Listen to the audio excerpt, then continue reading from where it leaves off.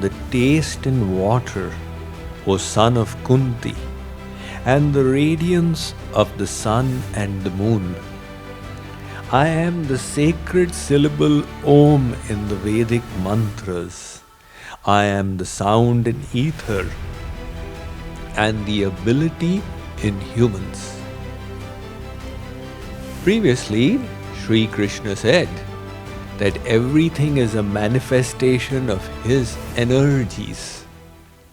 And now he is illustrating it through graphic examples. So he says, in water, you can perceive me as the taste. The identifying quality of water is taste. It's very interesting, but solids, supposing you dry your tongue completely and place a solid, you will experience no taste. It is when your saliva melts or dissolves the solid that the taste comes. So taste is because of liquids, it is in liquids. Shri Krishna says, know me as that taste. And he says in the Vedic mantras, now the Vedic mantras are imbued with divine knowledge. They are the knowledge potency of God. And every Vedic mantra has a bij or a seed to it. Kling or Om, etc. Reem. Amongst these, the most popular is Om. So the mantra is there.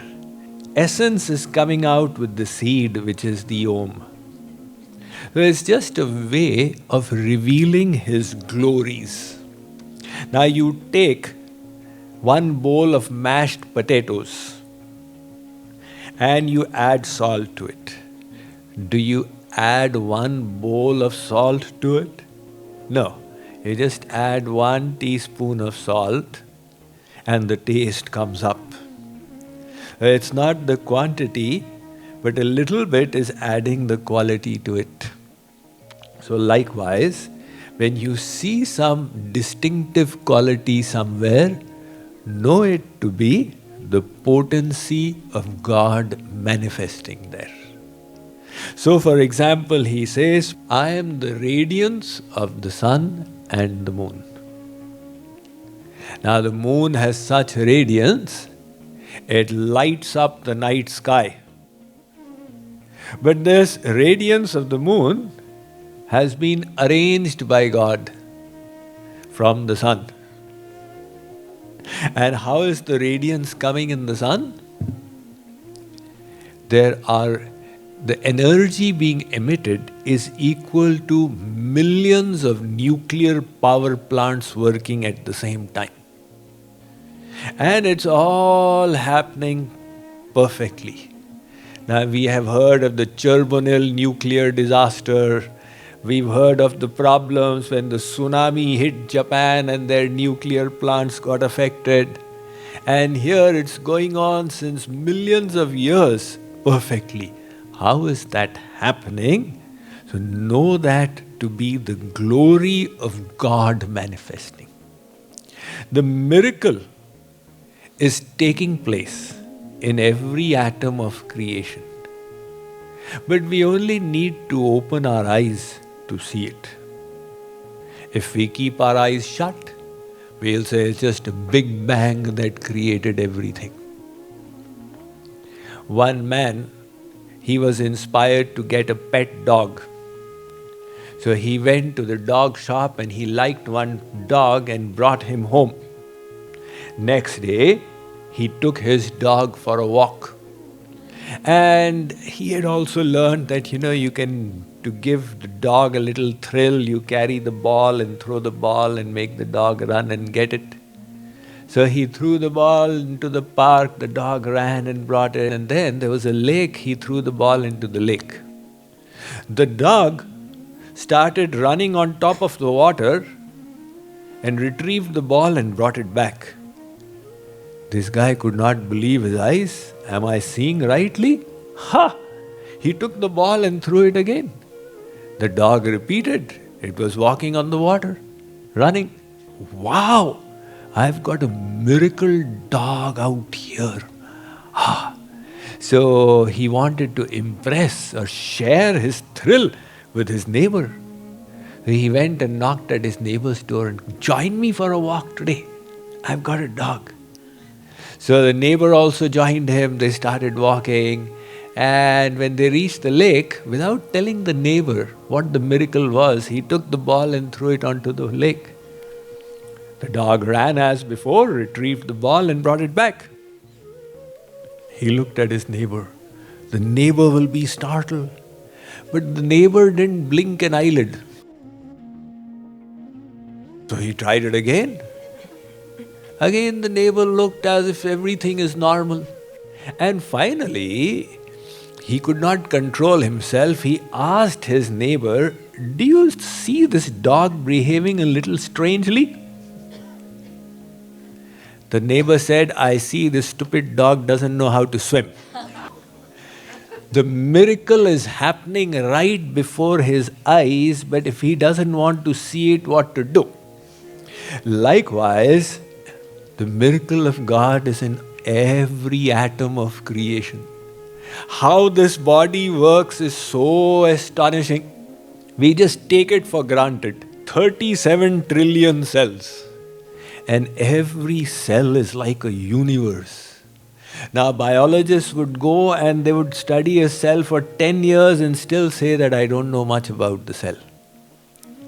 Because Francis Collins, who's presently the director of the National Institute of Health in Washington, he was also the head of the first human genome project.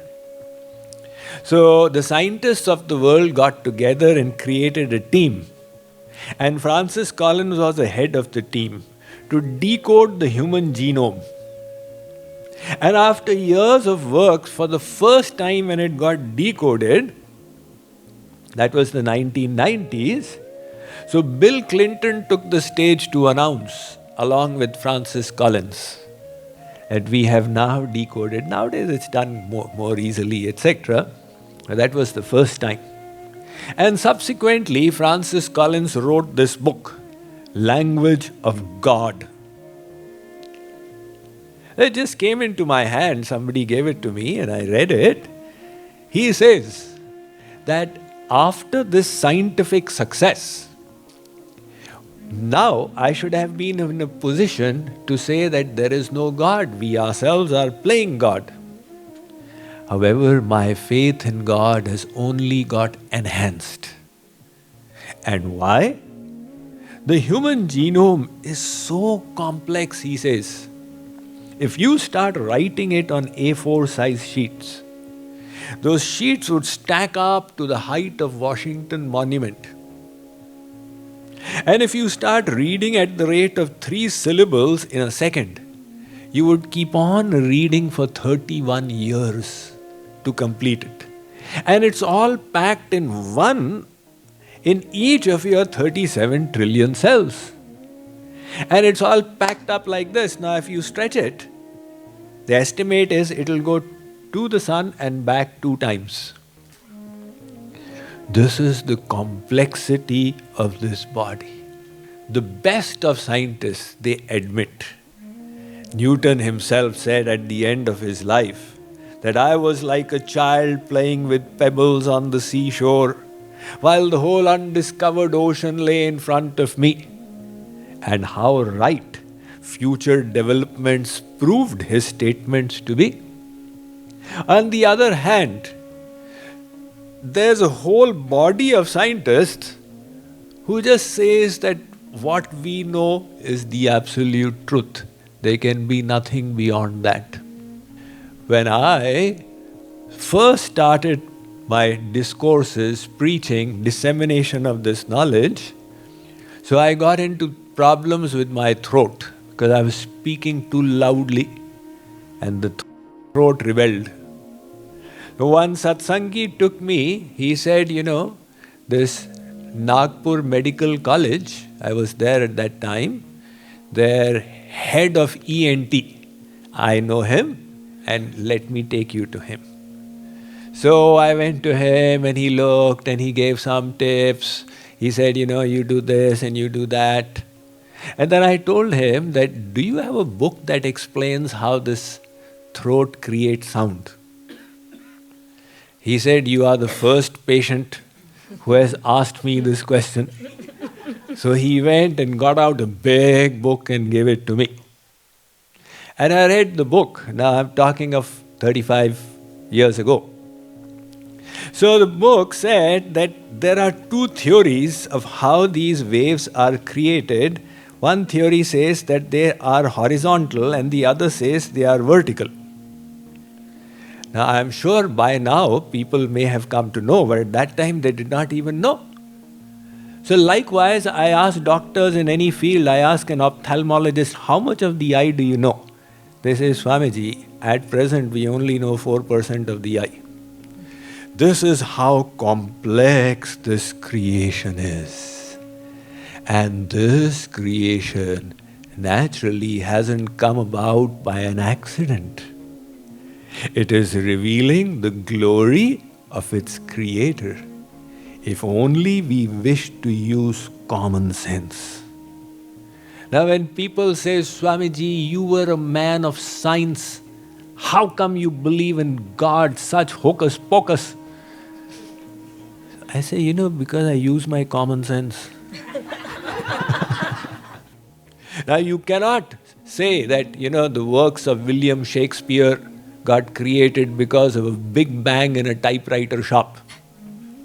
In the olden days we used to have those typewriters where you had to press the keys and it had the rider, so then you had to put it back again and cut.